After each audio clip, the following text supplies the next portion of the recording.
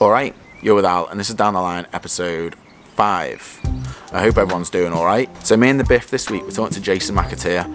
Jace, he's a good mate of ours. I've played a lot of golf with him over the years, and he's been on the channel before, but we're talking to Jace about his career in football. So he played for Liverpool in the Premier League, played World Cups for Ireland, so he's reached the very top level of his game, and we're talking to him about how he got into golf, why he got into golf, and why it's kind of taken over his life, really. I really enjoyed filming this. I always like speaking to Jace. In fact, I probably sit back for the first half an hour and not really say much of them, being quite quiet. It's just I'm quite interested in what they're talking about. So, yeah, I hope you enjoy it.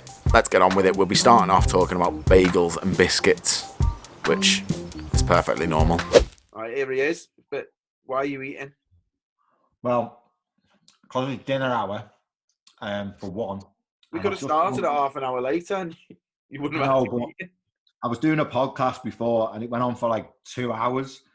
Not a podcast, like a Bolton Wanderers thing. It was really good, but it went on for 2 hours and I was starving. So I've just eaten a bagel, which I was going to ask you a question. Why do bagels have, I don't know the answer, but why do bagels have holes in? Like a polo? Like a polo. I wonder if you can buy bagel centres like you can polo centres a couple of years ago. I remember that. Yeah, Remember that? Them, yeah. Yeah. Yeah. Really just a small mint, wasn't it? That was it. Yeah. Really. Yeah. Good marketing. Like a smint.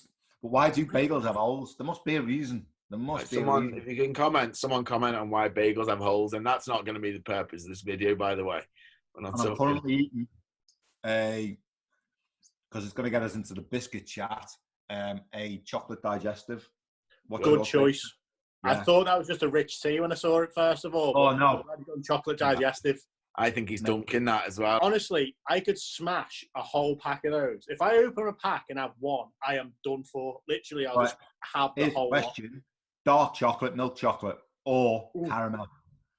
No, caramel's not there for me. Dark chocolates. I like a dark Yeah, chocolate. I can have a dark chocolate one. This Yeah. this isn't how the conversation was meant to go. This. No one Okay. cares about you. Well, we're talking about food. I like food. I like food, and I've eaten Well, loads of it since we've been locked down. I guarantee Yeah. at some point during this, he's going to stand up and try and show us his backswing position and say, "Is this right here? Is this where it's got to be?" To be honest, No while doubt. I was waiting for you to send the code through for Zoom, I actually was in the window there doing the takeaway. It's still inside, Al. You need to sort this out for me. No doubt that's going to happen. What have Brilliant. you been up to? What have you been doing? I've redone my garage and stuff, so I've got like me indoor TrackMan simulator in there and everything now. So I can actually be relatively productive because I've got my chipping and putting green out the back as well. So bar seeing a ball flight actually in the air, I can do 90% of what I'd normally do anyway. You can play games, can't you? But they've just played a tournament yesterday, didn't they, on TrackMan? Yeah, so I Nice. sadly missed out on it because I couldn't get the Wi-Fi up and running. I need a Wi-Fi extender. But I think they're going to do a couple more of them. The thing when you're swinging indoor, though, and you might find this out, when you're swinging indoors, I don't know whether it's a mental constraint, but I don't swing it as fast. I'm definitely a couple of mile an hour down with driver, definitely. I think you can train and you can try and keep the speed, but it's the bits around the green, how your mind works. And I found this quite interesting, actually, because I had TrackMan set up in my garage a while ago as just a range, just hitting golf balls. But then I downloaded the golf courses.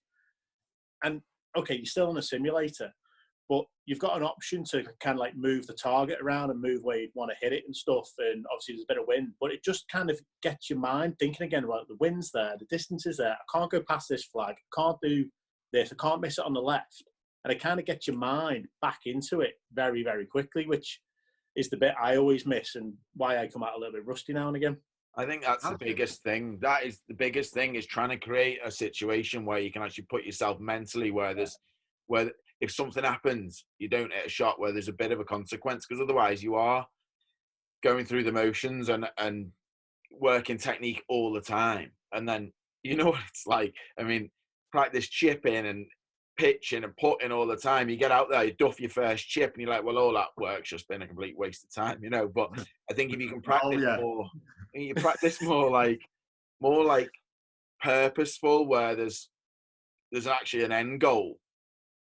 Otherwise, yeah, there's certain work you can do, but once you get to a certain point, it's kind of a waste of time unless there is some sort of purpose and some sort of consequence, you know. And I've done that in the past for years. My practice consisted of me in pitch shot after pitch shot, wearing wedges out and not getting any better. And I mean, stupidly, I just kept sort of doing it, really. But I was saying to Al yesterday, Paul, since playing golf, you know, at my level, trying to get better and play it, you know, it's taught me so much from a mental aspect that I wish I was playing actually when I was playing football, because I would have carried over some of the things I've learned from having to execute that shot in that moment. One thing about that you can't replicate, which I think must be really difficult for you, is that moment of question where you question yourself, which must be the walk between shots for you guys. For me, it was when there was an injury or the ball went out of play. I mean, we get a lot less time. I get seconds or maybe a few minutes to reflect on, you know, how the game's gone, if I've made a couple of mistakes, what I need to do to get back on it. But it's literally seconds or minutes for me. You can have like a 5 or 6 minute walk, wait to play your next shot. You can't replicate that in your garage or wherever, can you? How difficult's that? It's funny because like you've done it for so long, it's kind of that bit's a bit ingrained almost. It's you've still got your routine. Like you can still practice your routine even if you're at home. I still do it in my garage, believe it or not, with the Trackman. I still stand behind the mat, walk onto the mat, and move my feet around. Say like Sky now flashed the Paul wearing par 3. What we see you do in that moment, you practice like that in the garage. Yeah, it's rehearsed. Yeah, absolutely, 100%. You can time it and everything. We've done a lot legit. of work, Paul. I've been away and timed it, and it's got to be down to like the best in the world at it are literally bang on every time. Yeah, it's not far. We're talking tenths of a second difference between it every time from walking in to pulling the trigger. Like you can liken it to football with penalties though, because if you think about it, in a penalty situation, you've got to walk from the halfway line to the penalty spot, put the ball down, and then kick a still ball. So you've got to have some sort of routine that you do in a penalty situation. We don't do that, do we, mate? I've done that once in my career. Yeah, I've taken a few penalties, but the one from the halfway line would be like the playoff semi. And obviously it went to pens. I was nominated as a penalty taker. I've never put myself in a situation, which could be the coach's fault, the manager's fault, could be my fault, where I have never practiced that walk up to that penalty spot to then take the penalty. All I remember of doing it afterwards, I missed the penalty, the keeper saved it.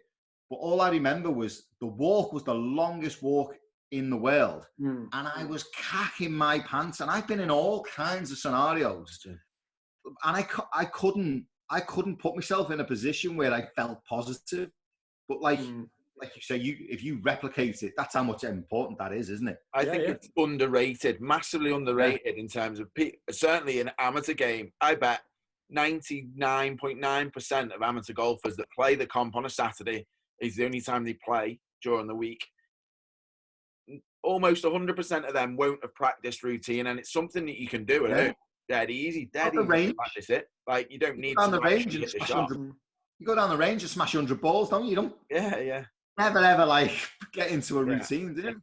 That's where I think some of the best practice you can do, as well as, you know, if you're playing once a week and you got one chance to do something, spend a bit of time practicing, I think you're better getting out on the course. And I've not always been like this. Jace, for years, you were always like, come on, let's go play. And I'd always be like, no, I've got to go hit balls. Yeah. And you were like, oh, well, get on the course. That's where you've got to do it. But I never bought into it. I was like, I've got to hit hundreds and hundreds of balls to get better. Practicing on the golf course, because you can do everything. You can do everything that's relevant to the game. And that routine side of things, like you said, Paul, it becomes automatic because you do it all the time then. What's your preparation for a tournament? Do you eat the same cereal for the 4 days if you're playing well?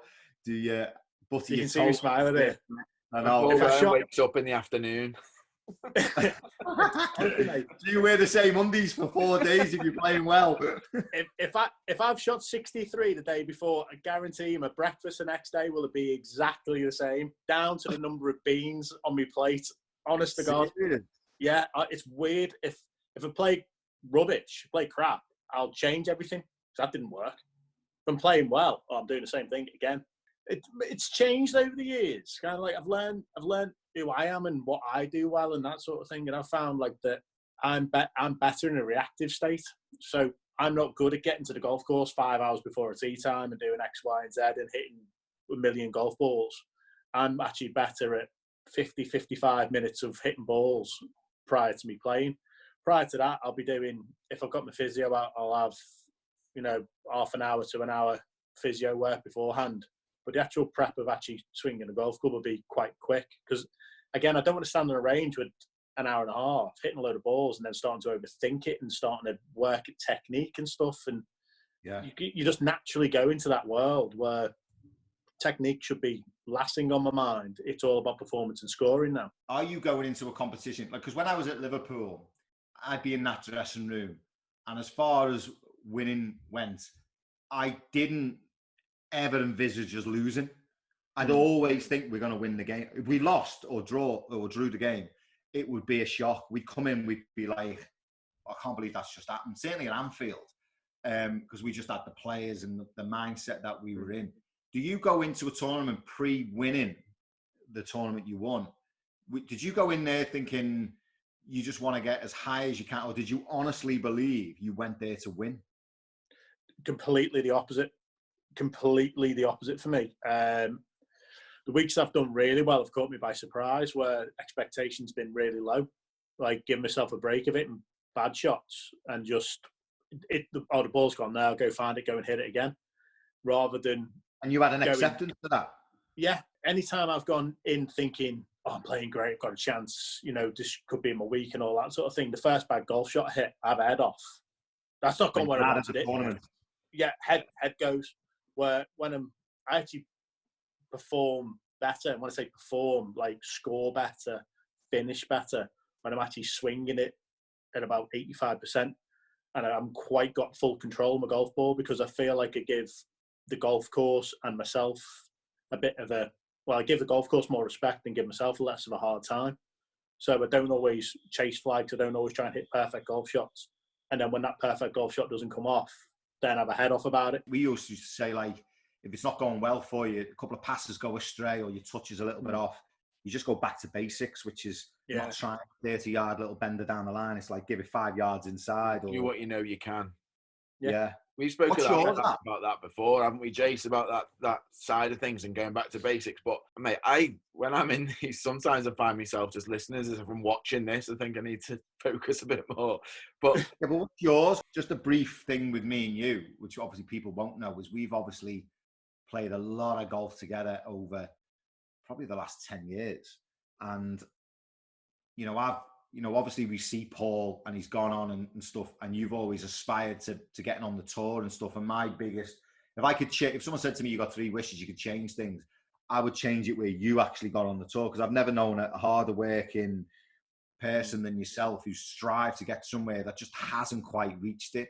But I've always felt that you've struggled to find what it was on the course you needed to mentally, whether it was you always felt you needed to play the perfect shot, or you always beat yourself up a little bit too much. You had a bad spell of that, didn't you, where you beat yourself up all the time? Bad spell? He's constantly like that. He's a loon. He's a full-blown lunatic. Yeah, but I didn't want to paint that picture. But yeah. What do you think, if you could go back out 10 years, what do you think you would change about the mental side of it? You know what? And that's what I mean when I watch these and there, you speak about stuff, and when Paul's talking about his sort of preparation beforehand and all that. My issue was I never really, like you said, Jace, never found my own way of doing things, and never sort of figured out what was best for me. So I was always, if I had a good round the day before, I'd go back and practice in the night, and then get up early and practice again in the morning, because I thought, well, I've got to do more. Like, I don't keep hold of that good swing. Yeah, really, yeah. It was the more important the situation, the better I was doing. I thought I had to try harder. But it's like the mentality side of things. I think go back and change things. Yeah, I would change things, but I'd need 10 years previous of being in the same position I was in, because the probably in the last 2 years, but not even that, probably the last 18 months, I reckon I've learned more about myself, because I've been open to learning about myself and what works, more than trying to copy what Paul's doing or what someone else on tour is doing the same thing, because it doesn't it doesn't work. Like, you know, Paul will say himself, Paul won't stand there and hit thousands of balls on a driving range because it doesn't work for him. Whereas BJ Singh does. Like, he always has hit literally thousands of golf balls.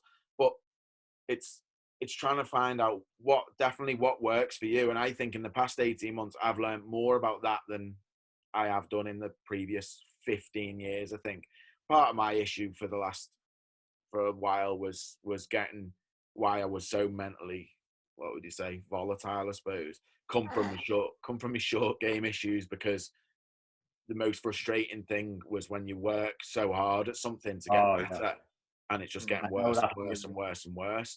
But to my own fault, I kept doing it. It was getting worse, but I just kept doing it.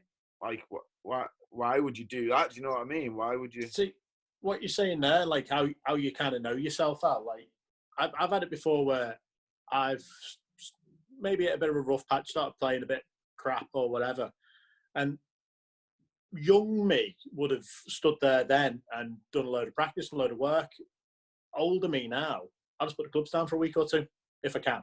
I'll just literally won't touch them and lose all that crap feel. Down the clubs, forget even how to hold it, and then go back and just make some natural moves at it and see where that sort of comes back, rather than trying to grind in this makeshift feel to try and solve a problem that was probably caused by trying to grind something in. Yeah. The kind of the natural element of how the club moves. It's like, well, I'll just go back to that and then build on that again, rather than trying to compensate for this with that and this for that and the other. And don't get me wrong, we've all got to try and move the club better, but there's still got to be a natural element to it, I think. I really struggle to put the clubs down and not do anything. So I've done it in the past and I've said, right, I'm going to take 2 weeks off and not do anything. But I never take the weeks off. I sit there thinking, I should be practicing, I should be doing something. So if I'm struggling, like you just said, some sort of swing-wise you don't want to put in, I'll have a break, but I'll hit, a few putts, I'll hit a few chips, just because if I don't do that, mentally I'm getting worse and worse. Whereas Paul's always been really good, like we've spoke about it before, at that thing where you can literally flick the switch off. You always have to do something. You can't just sit there and do nothing, I don't think. And I think Jace, you from being in footy, like playing professionally, the way training is and everything, you get into that routine all the time. And then it must have been difficult, like in the off season when you get the break, because that becomes your routine all the time. Like, what do you do with your days? And then, and this is something I was going to get into a little bit, how you actually got into golf and what you think that sort of, whether it give you that little bit of purpose against something that you're always sort of working towards. I think when you've done that your whole career, I think it must be so difficult just to turn it off. Yeah, I think as far as the off season goes, it was always something we looked forward to, really, because we lived in this. I was talking about it today. When I signed for Liverpool, the money was relatively new into football. I signed in '95. The Premier League only came around, or Sky only came into the Premier around '93, didn't it? 92, 93. So the money went through the roof in such a short space of time. That football relatively moved on very quickly. We then lived in a very pressurized environment where you couldn't be yourself, to be honest. We were young kids, 24, 25. We didn't have that space to be young, and, our mates would be going out every weekend. We couldn't really do that.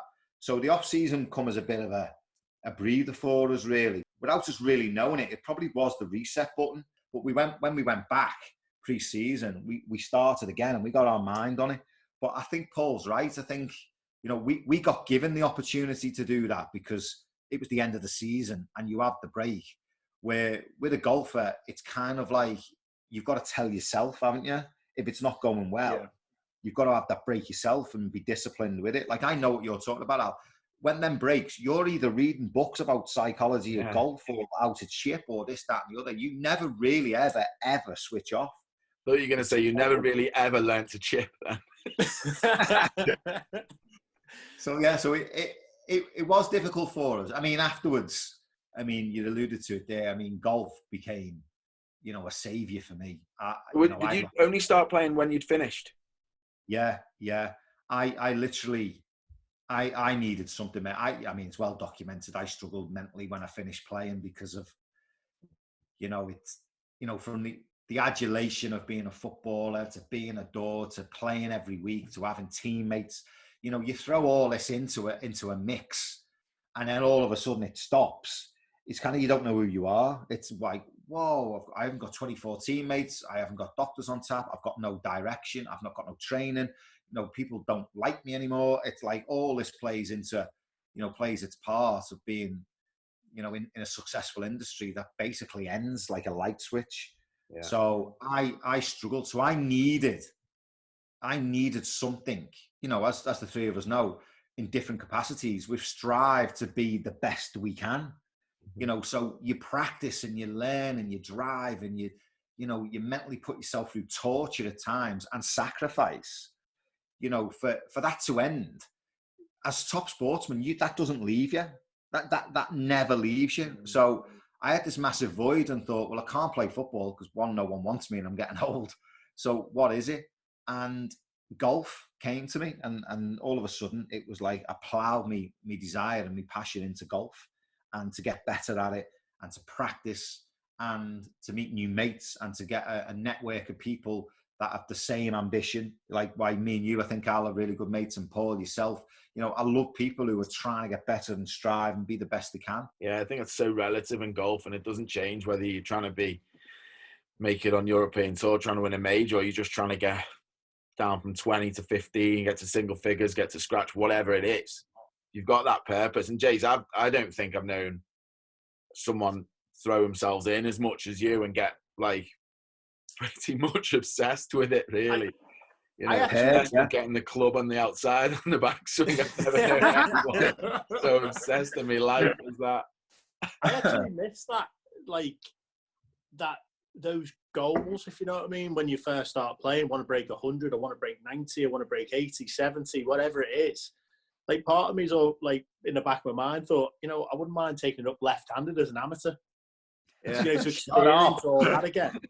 You know, to experience it all again, to do it all, to go through it all again, and sort of see like your developments and what you do differently now. It'd be, you know, sort of, obviously when I retire, it'd be something for me to go and do. And but your goals again. Your goals are massively different, aren't they? Now your goals are now becoming, I don't know what your next goal is, but your achievement was top 100, then it was top 60, I'm sure, or 75. And which you'd achieved again. Now what's your goal now? I mean, well, it's that top 50 now. It's that top 50 in the WGCs and all the majors and all that sort of stuff competing in them. And again, once you're top 50 in the world, sort of doors open again. And it's not a case of going to play in these tournaments. It's going there to be able to compete in these tournaments. You know, I've watched mates win majors. I've watched mates in Ryder Cup. It's not that far away for me to be involved in that sort of stuff. Don't get me wrong, I'd say it's not that far away. It's still a void, but it's an achievable void. Let me ask you this, Paul, right? Because it always fascinates me. When I first met Paul Waring, like, I had more hair. Yeah, definitely, yeah. It's like, I'll be completely honest with you, right? Yeah, you actually hated you.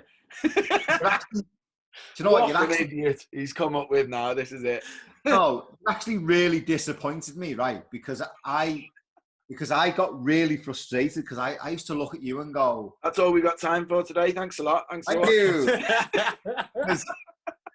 I felt you were this like unbelievable golfer who didn't believe in himself, that could do so much better and could easily be top 20. And I was like, I just don't get it. You've got all the tools. And then, you know, obviously then being involved in golf myself, I realized that the mental capacity that you have to take on is phenomenal. You know, it literally is an inch, isn't it? Can define, winning, losing, or a shot. And then, you know, when you're in it, you realize that it's not as easy as looking at someone going, you can do better. What did actually winning do for you? This is going to sound really funny. You put stuff on a pedestal. You put stuff as these end goals of what you want to do, and I don't know if it's going to sound mad, but I don't know if sometimes you truly believe that goal's achievable, it's something to strive towards. Is that because you feel you're not as good as Tiger, or you're not as good as Phil or Danny Willett when you don't belong?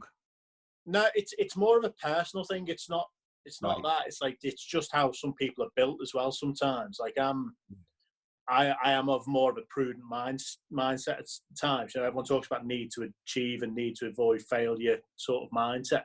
Like, I am built as a need to avoid failure mindset. That's how just I am built. Now that's not positive or negative. It's just that I now know that I can use a need to avoid failure as a motivator, not as a shy away from stuff. It's an actual motivation for me that, you know, my goals now aren't things to achieve, the things to actually to try and get beyond, because I deem not getting there as a failure. If you understand what I mean. It's a bit backwards, but it's just how my mind's had to work and adapt to get there. So because I feel like that now, that if I don't do that, then I've failed. I'm so motivated to get to that level so that I haven't failed. It's not that if I just need to achieve to something, there's a ceiling limit where if I'm trying to avoid that as a failure point, I've still got all that room above it to keep going and keep achieving. If you're in contention, you are like on complete autopilot, complete and utter autopilot. I couldn't tell you about my good rounds. Some people can. I physically can't because it's just a blur. Couldn't remember. I have good games. It's a blur, like, isn't it? Yeah, you almost go into this little world. You know, everyone calls it the zone or whatever, but you actually do, and you don't care. You don't see. All you see is flag. All you see is the shot in front of you. You don't question anything. Everything's as clear as day, but you can't remember it. It's really weird. Funny, what was it like when you were younger? I don't know. It's mad. Like when I was younger, I was more confident. Like I don't know. It's just because you're a kid or whatever, but you almost don't care. Then you get better and better and better, and outcome becomes more and more important because there's money attached to it now. There's world rankings, there's sponsors attached to this outcome, and it's hard to then go from having no outcome to such a massive outcome. You know, this is the rest of your life on this one golf shot. Where it just took me a little bit of time to go, you know what, I actually stop caring again now. And I think that's what people like Rory and Brooks and everyone have been so good at from the very start. I don't know whether this is going to sound funny, but big sponsors come along early for those guys because they've done so well as an amateur golfer that they don't care about outcome anyway from an earlier age. I don't know. And, you know, that's something that's got to be, you know, a reason, I think, sometimes. And I think some of the lads, you know, look at Challenge Tour or stuff that are desperately trying to get on tour, are good enough to get on tour, but there's always something in the way. And a lot of the time that is a money situation that, you know, they know what that next level is going to mean for their life, and they then start caring too much about the actual outcome of that golf shot to actually let themselves be free and develop into that next stage. I think it's worrying. That's like those lads you're talking about that get a job done early or get sponsors early and stuff. Outcome's obviously still there, but they're not worrying about the bad outcome, are they? Do you know what I mean? And I think when you get into a situation where you need a par on the last to keep your card, the lads that might bogey or make double up the last, it's more of a case of not because they're thinking, get a card and then I can keep my card next year. Great stuff playing on, so how good's that? It's more a case of, what if I make bogey here? And then worrying about the bad outcome rather than focusing on, you don't focus on outcome at all in an ideal world, but do you know what I mean? It's focusing on the bad outcome. And that's kind of where I've been a lot thinking, what if this doesn't happen? Not what, you know, excited about that it might happen. It's more like, oh, what if this doesn't happen? And a word you used before, Paul, evidence, massive. And if you can get a job done early and you don't have a build-up of that sort of imaginary scar tissue type scenario, I think it becomes not easier. That's probably a bit disrespectful to say easier, but certainly you're more free to perform at a level when you've done it before and proven to yourself that you've competed with some of the best. And that's why, I mean, with you, Jace, I think that's where your career is completely different and where, I'm not blowing smoke up your arse here, but where you deserve so much credit because you weren't proven as a kid. You weren't told from 10 years old playing for Liverpool Academy that you're brilliant, you're going to play in the Premier League, you're this, you're that. You didn't have that evidence based on, you weren't playing anywhere near professional football until you were like 19, 20, were you? Yeah, 19. Yeah, just touching 20, yeah. You know, it was never a given to me. I had to work really hard for it. You've got to find things, I think, when you're younger to drive you on, you either shrink and go in a different direction and accept defeat, or you keep believing and use something to, you know, as a power to push you on, to drive you on. And me was proving people wrong. I had so many people telling me I was never going to make it. I was never good enough. I was too small. Time's running out. You know, I had all these people quick enough to say that. You know, very rarely would I hear, you are good enough, keep going. That would be by your mum or your dad who really, that's their job to do that. So I don't know whether I actually did really believe them, you know, because I would say the same to my kids, even if I didn't believe. I'm still telling Harry, he's 19, that he can still play for Liverpool. He's got absolutely no chance. But but I wouldn't say it to his face. But yeah, so I use that. I think you're right, Al, and what you said, Paul. Once you've got the evidence is there, you feed off that, don't you? And you know, then you feel like you're in, you know, you're in that scenario because you are good enough. You're not making the numbers up. You're not wanting an invite. You're there because you are one of the best players, and then you grow on that, and then you just get better and better and better. Yeah. If you feel like you belong somewhere, you're more comfortable. Any situation in life, like if you get in the chance to win again, Paul, you'd like to think, you know what, I belong here. I've been here before. I'm happy here. Well, I had it a little bit last year, Dunhill and stuff. I knew I had to make a couple of birdies coming in. I think I birdied 16, and then sadly bogeyed 17. But I took the shot on 17. You know, it wasn't like I shied away from it. Yeah, I've taken the shot on, and it was like down the flag and another couple of foot, and it's pretty rigid. But in old me, I don't know if I would have reacted exactly the same. Where now I'm like, where's the flag? Flag's there, go. It's weird. It's like, and again because I had my ranking, I had already had winners category, all that sort of stuff. I had an exemption. You don't care about the lower stuff, about keeping a card and all that sort of stuff. You're only thinking about winning, right? Top 50 in the world, winning. And you know, back to some of the other stuff you were saying before, Al, about like the lads who are keeping cards, who are coming out of challenge tour and all that.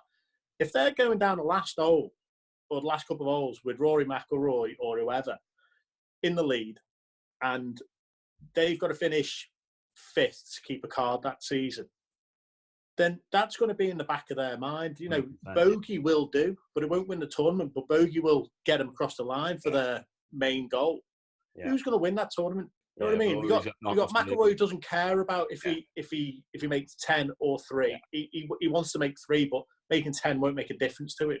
But you got another lad where, well, if I make 6, I'm going to lose my card. And that's when you're on autopilot as well. Like Jace, when you were playing, so going back to when the players I think get better under pressure. Tiger's always been like, I've never known anyone more likely to hold a putt when he gets under pressure. And I think he goes even more into a zone of being completely free with it.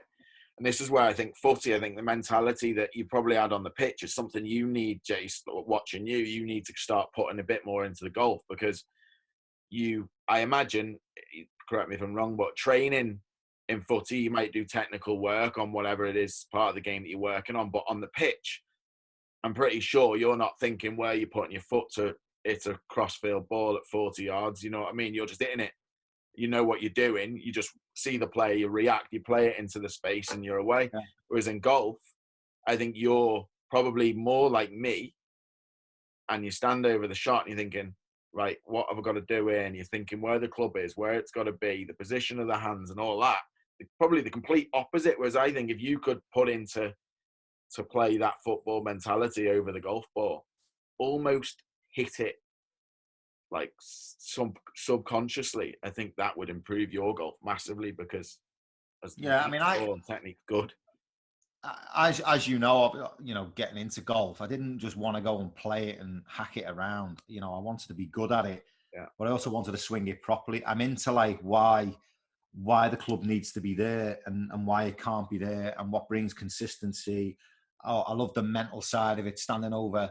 You know, I shot the only under-round I shot was in Qatar with Keys and Gray actually as witnesses, I was made up.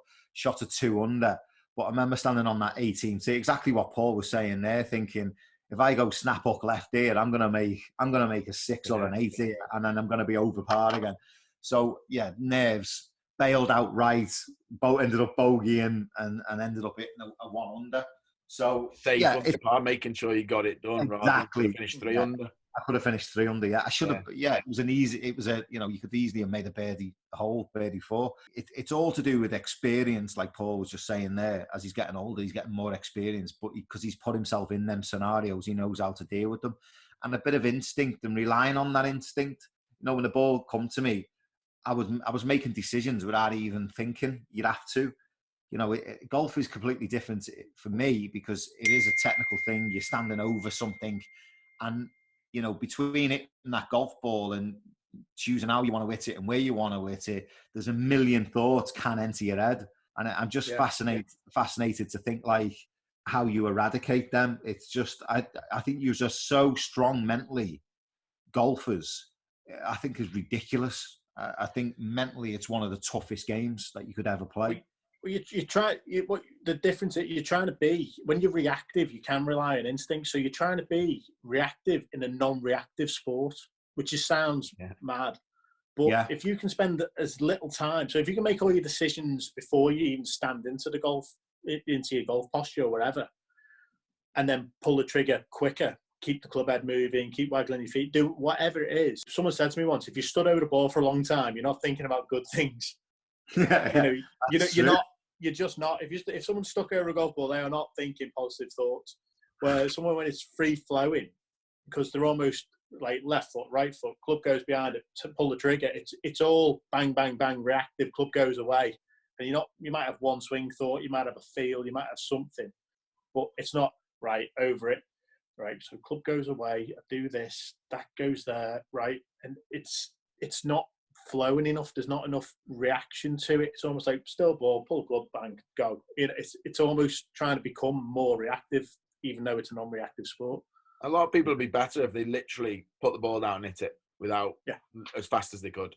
I think almost most amateur golfers would be better doing that. How many 3-foot putts have you knocked in just by walking up to it and knocking it in? Tap it in. Yeah. How many times have you missed it by standing over it, thinking about it? Yeah, you walk up one-handed sometimes, just knock it in, don't you? Yeah. You have to stand over it and think. Yeah. But what would you rather, Jace, right? Would you rather penalty in a playoff to get into the final of the playoffs, or would you rather hole a 5-footer to win a tournament? No, I've got that one. Scenario would you choose? No, I've got it. Would you rather take a penalty or hit the first tee shot in the Wentworth Pro-Am? Oh, I've done that. I've done that. Do you know what was funny, right? And funny how you set your mindset, right? Them Pro-Ams, right? The first one I played in. So, like, I've walked up to the first tee, and obviously the tee's lined, isn't it, with people, like about 4 deep each side for about 20 yards, isn't it? It's just lined with people. So Sully hits off. It was me, Robbie, Kenny, and Sully. So Sully hits off, right? And the whole time, I'm just thinking, I'm going to kill somebody here. Like, I'm going to drive into somebody's head. Right. And I was like a bag of nerves. I get called to the tee and then went and stood by Sully, and the fella went, "You don't tee off from there, mate. You tee off at the front of the crowd." So, like, you walk down, don't you, to where the crowd ends, and then you tee off. That's so you don't kill somebody. But the whole time, I'm not thinking, I'm going to smash this up the middle of the fairway, like 270. I'm just thinking I'm going to kill somebody. So I'm thinking I'm going to snap hook it. You not even see the people. You just see colour and you hear a buzz. It's weird. You don't look at them either, though. Like, even like grandstands, if you think about it, like there's a board and then the grandstand starts. So where your eye level is, you're just looking at a board. You're not ever looking up at the crowd. It's probably worse when you've got 20 people watching. You can see 20 individual people. When there's thousands, you just see this massive people and you don't even think anything of it. Do you know what I think that is? I think, because I've thought about it, I think that's focus. Yeah, I think you're just focused, aren't you? Because I never see the crowd unless the game stops and I want to engage with them, which is like focus on engaging. Otherwise, you just blank it, don't you? Yeah, absolutely. Mate, many footballers, young footballers, start shrinking when they start playing in front of big crowds because they start worrying. Worst thing you can do is worry about people. Yeah, they're worried about outcome again, aren't they? They don't want to make themselves look stupid. It's back to your golf, and I'm involved in this every night, really, and trying to get you there. But what's your goal? Like, where do you see a goal you want to reach, or are you literally just going to keep going, get as good as you can? Yeah, I need to play in tournaments, so obviously to get down to scratch. But ideally, I want to be hitting like level figures. You know, going out and being comfortable. With me swing and just going out, not worrying about that, knowing it's in a good place, but then playing the course. At the minute, I'm, obviously You're playing your golf swing at the minute, aren't you? Yeah, I'm just playing the golf swing at the minute where I want to play the golf course, knowing that my swing's all right. But yeah, I just to go out and just to swing it nice and play well. I reckon we'll all answer this one. I reckon Jace has played more golf courses than us, by the way, Paul. But he has. We'll ask, what's your best golf course you've played? We'll all answer this one, but Jace's probably got more options there. Full-time tour pro when he goes away. Oh, there's so many. I mean, the west coast of Ireland is like, it's completely different in it, all the link stuff, and you get a nice day on like Ballybunion or Tralee. Sentosa, Singapore, beautiful. And then if I had to go back and play one, it would be I always forget the name. What's the one in Hong Kong? The Hong Kong Golf Club? Fanling.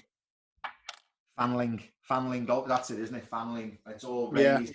Just literally the water's just all around you and stuff. Might be a different one you've played, in total honesty. I've only ever played Fanling over in Hong Kong. There is another court. I can't remember the name. The best golf course you've ever played, you don't know the name of it. I know, but let me get it on here because I've played that many. I just forget the name of them. What's yours, Paul, while he's getting his? While you're searching for that, mate, I'm between two and they're both links. You're going to go with the same as me here. Well, one of them's Birkdale. Yeah. Because I had such amazing memories from there, and I love the golf course. It's mega. But I also, because I haven't played it for 6 years, Portrush. Yeah.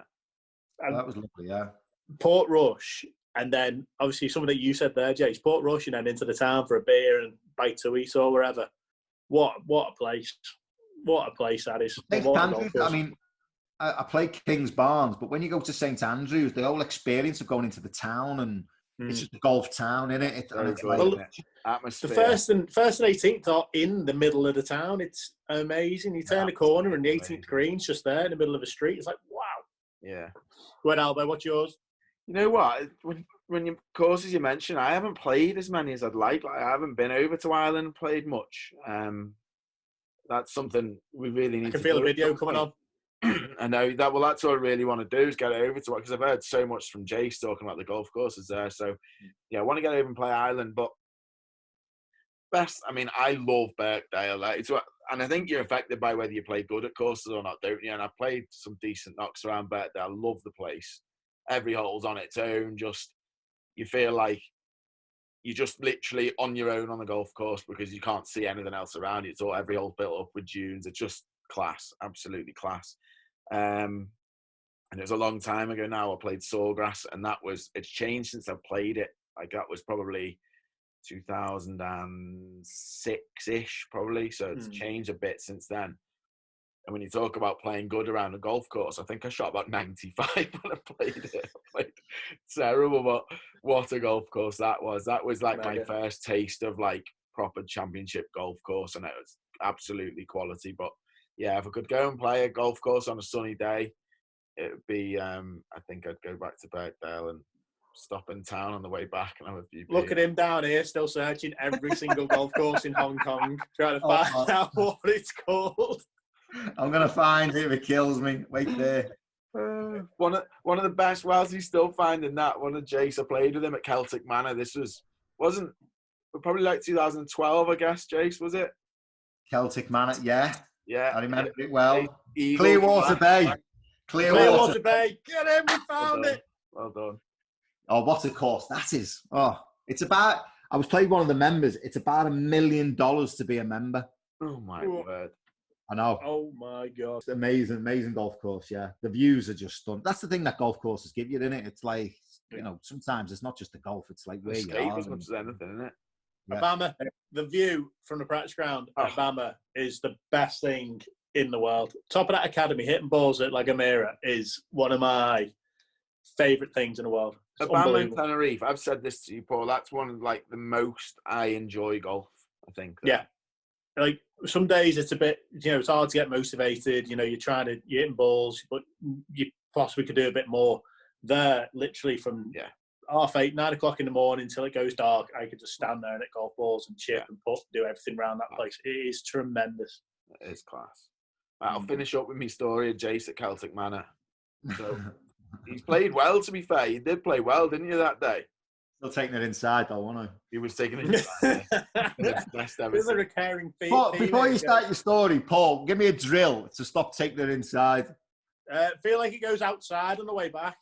Yeah, I am, and I'm doing it too much. Go on. So he's playing. He's played well this day. So we're on 18, par 5. He's at tee shot up the left. Well, it's a bit hooky actually. It was like a bit hooky, so it's gone in the bank up the left. So as Jace does, when you play with Jace, by the way, you play in like a 6 ball because it's about 8 balls on every hole. Like, so he's hit another tee shot there up the left semi. So that one's all right. So he's gone and got the other one off the bank, put that in his pocket, played the one out the semi, but it's not lying very good. So he's like, I'm not playing it from here. He's not doing it like without you knowing. He's not like fudging it, but he's like, I'm just going to put this better lie, waste of time from here. So tees it up in the rough. To be fair, he's got about 265 and he's at the most unbelievable 3-wood. Like, absolutely nailed it to about 12 foot. Gets up to the green, cans the putt, running around the green, giving it, what an eagle that is! How good's that? What an eagle elastic! Me and Loz that were playing with stood there going, it's like an 8. That was like an 8. And we're like, are you going to say anything to him? We're like, no, let's just let him have it. Let him have this. We've got a 3-hour drive home with him now. Let him have that eagle. You've got to walk off the golf course with a good feeling. It brings you back. Brilliant. It's funny golf, isn't it? How you can have an absolute nightmare round and then it's a worldy shot on the 18th and it just brings you back, doesn't it? Yep. It's like, I can guarantee you could dog it up the last and shoot 105 and you'd still be in the patio windows sort of that evening checking the backswing and stuff. It's the most addictive thing, this sport at times. You find the secret. I found the secret about 6 million times. But I know, and it's like it's mad how you can swing it in a million different ways as well, isn't it? Yeah. There's no right or wrong with it. No, see that on tour. On that note, I'm going to go and practice. Pleasure, Lovely. boys. I'll probably speak to you later on with some sort of swing update from you. Yeah, well, you will, because I'll ring you later. Great seeing you, mate. Take care, Paul. Ta-ra, mate. Mate, one thing from doing these, speaking to Chris last week and then Jace this week, is the crossover between different sports and golf. There's so much you can take and transfer over, I think. And I wouldn't have thought that. You'd think they were all completely different. But I think hopefully people listening can take quite a bit out of that psychological side that you can put into golf. Yeah, but it's sport, isn't it? And I think there's a common underlying sort of ability, sort of be it mentally or physically, that all good sportsmen have. And I think number one is they know themselves, they know where their strengths and weaknesses are, and they deal with that on a day-to-day basis. And I think the other one, and we've touched on it a lot during this video, is the routines. They just go through the same routines and do what they do well. And they just rely on that then when they get under pressure. I think that's something that a lot of people can take out and sort of ask yourself, how often have you gone out and practiced on the range, hitting ball after ball, and how often have you gone out and practiced routine? And I bet very few have really got to work on routine. And I think an area of the game that is so easy to improve that will make a massive difference if you're efficient in it is just work on routine. That would be the biggest thing I could say anyone could improve without doing any sort of technique stuff. Absolutely. Totally agree with you. Totally agree. Thanks to everyone again for commenting and watching us. And if you haven't subscribed and you want to watch more, then if you can, click the little subscribe jobby. That'd be brilliant. And love it. From me and the Biff, he hasn't built anything this week actually, but no. I've kind of finished my race simulator. Bring that in next week then. All right. Cheers, mate. Oh, cheers, we need to think it properly. I'll see you next Tuesday and we'll see you down the line. I'm going to see you down the line's my bit. Okay, see you next Tuesday. And I'll see you down the line.